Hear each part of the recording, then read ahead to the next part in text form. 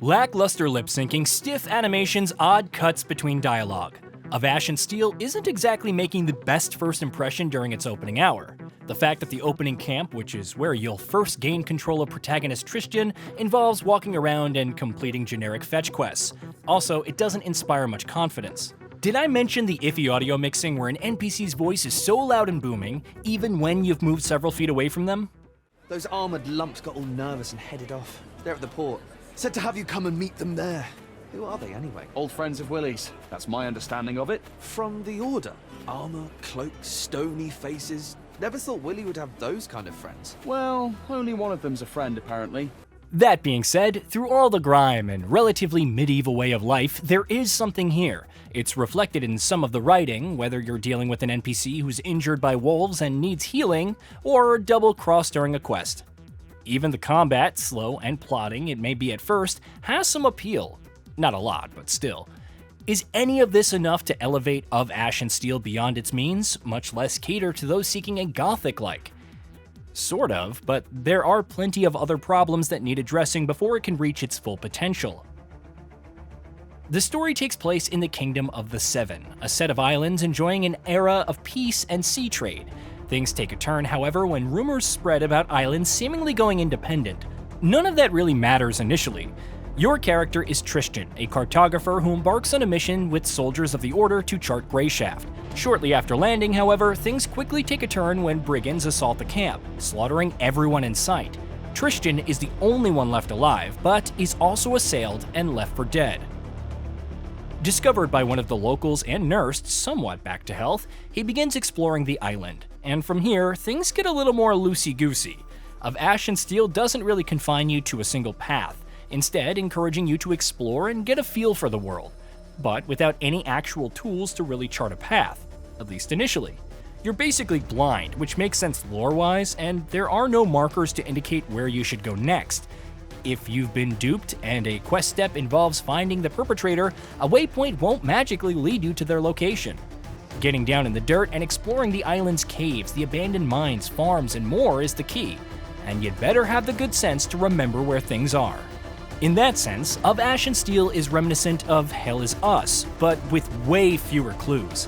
It's also a lot more unforgiving. Tristan, despite his prominent abs, isn't skilled at fighting whatsoever and has the lung capacity of a newborn kitten.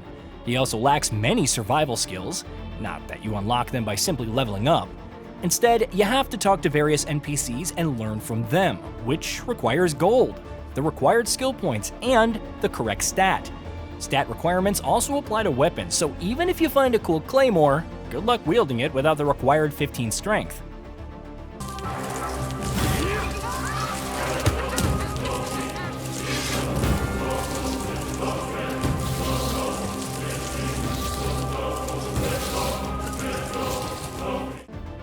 Other immersive mechanics abound, such as managing hunger and thirst, which means cooking ingredients to sustain yourself with meals and drinking liquids to remain refreshed.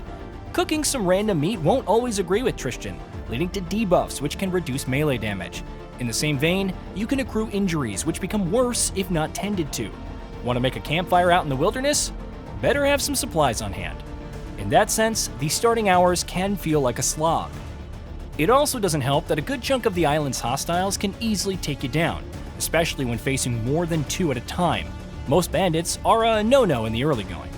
For the first 90 minutes or so, I found the best way to survive was to simply kite enemies towards NPCs that were capable of killing them. If it works, it works, but as Tristan's strength and stamina grew, those two rings that boost the latter also help, I became that much more sure of his capabilities. If you're expecting something akin to Dark Souls or even Kingdom Come Deliverance, Of Ashen Steel isn't that, even given the importance of stamina. Attacks are more deliberate, even following up with another strike feels like Tristan is stuck in molasses, and while it can make for some initially tense encounters, especially against other human enemies as you parry their blows and look for openings, hit registration can be iffy on both sides. The same goes for targeting, as some of the quicker enemies can easily evade your blows before Tristan is even done executing them. Don't even get me started on the annoying AI. One battle against a clearly stronger spider saw them simply escaping before I could kill them, with no sign of their location. Later, it returned to its cave, fully healed, and suffice it to say that I'm not suffering that tedium again. I'm also not a fan of Tristan's uncanny ability to slip in puddles. Once in a while, but every single time, even twice in a row during life or death fights? No thanks.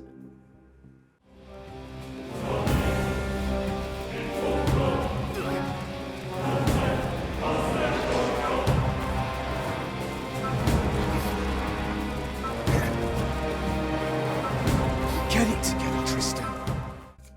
Also, while I'm fine with the old school approach to exploration, the world itself can sometimes feel overtly barren. Towns and the like are an exception with different NPCs to chat up and requests to take on, but the wilderness is far from compelling. Some areas are laden with food and materials, while others, like the abandoned cave with the killer spider, offer nothing. Is it realistic? Sure, but with how generic some of the environments can feel, it doesn't exactly reward my urge to explore. And while I mentioned that some of the conversations can be quite endearing, a lot of them aren't, and it all loops back to Tristan as a character, who feels exceedingly bland. Maybe it's because he's meant to be more of a self-insert, but the charm wears off after the first few hours, and he just doesn't have much substance. Thus, even after he suffered traumatic events and was left to fend for himself, any sympathy is simply replaced by an ever-present feeling of sucks to be you, especially after he trips in a puddle for the umpteenth time. If you don't really care about what happens to him and simply favor a brutal adventure that won't hold your hand on a large scale, Of Ash and Steel might be of interest. However, the lack of polish is still problematic, whether it's sleeping bodies floating in the air or the previously mentioned hit registration. There are also several bugs, including Tristan's voice lines overlapping if you spam a command numerous times, and a campfire that just wouldn't let me cook, even though a similar one did. Presentation-wise, it doesn't look too bad at all, but the facial animations take away from the immersion quite extensively, which is all the more problematic given the number of dialogue exchanges. The music is acceptable, again, nothing too special for the genre, but it's serviceable enough, even if I don't think some of the epic tones match the plotting action. Of Ash and Steel is geared primarily for those who enjoy the likes of Gothic, where carefully considering your build and skill unlocks is as important as deciding whether to tackle a group of seemingly harmless enemies. Maybe it can shine if its various weaknesses are addressed, but even then, its storytelling, protagonist, world design, and gameplay feel ever so slightly above average. Hey, did you know that we at Gaming Bolt upload new videos every day? Stick around, drop a like, subscribe, and hit that bell. And let us know what kind of content you'd like to see in the future with a comment below.